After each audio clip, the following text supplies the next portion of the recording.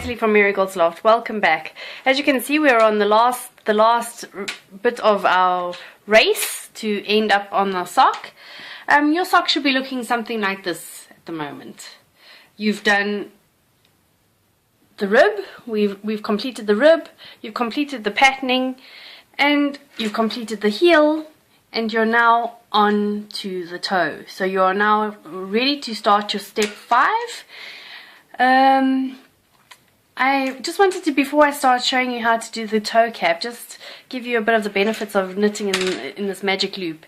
As you can see, if you look around the edges, there isn't the usual ladder that you would get if you're busy knitting on DPNs, on the double pointed needles.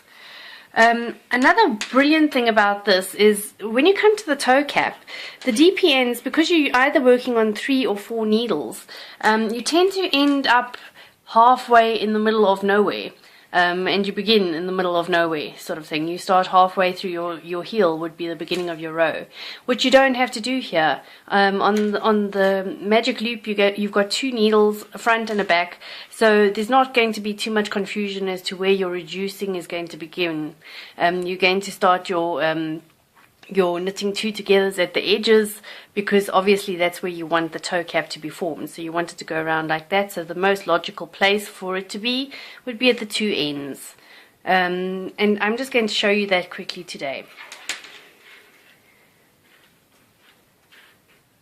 And as you can see, this is what the great thing about the 2 markers is that you know exactly where you're going to be doing your reducing. You're going to be doing it exactly either at the beginning and the end of each row and halfway in the middle of each row.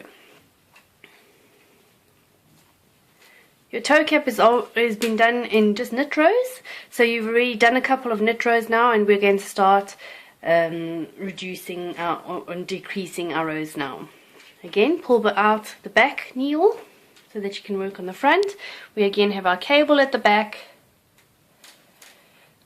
And as I just want to show you the simple decrease that we're going to be doing. Oops, okay. So it's always a knit 1. And at the beginning of the row, it's SSK. So it means slip as if to knit, slip as if to knit, bring your left needle back through,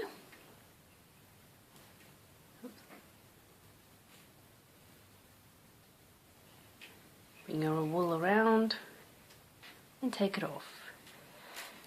And then you're going to knit through to the end of the other row, to the end of your row.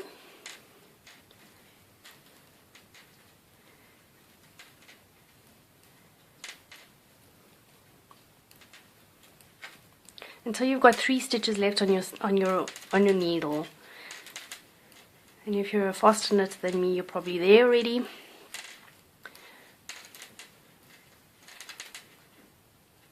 Okay. And these decrease rows will be alternately, there is a pattern to them. You will start off doing them with single after a couple of knitted rows, and they will decrease from there until you eventually ending up only with decrease rows. Right, so I have 3 stitches before, and now it's going to be a knit 2 together, knit 2 together, and knit 1.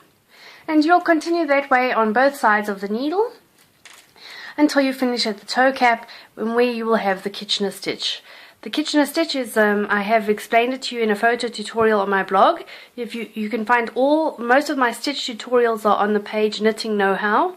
Find it there. If you're needing some that aren't there, please leave a message so I know what to fill up my blog with. And yes, I look forward to seeing your finished product, your finished projects. Thank you for taking part. Thank you for knitting this pattern. I hope you've enjoyed it as much as I have teaching you. See you again soon. Bye bye.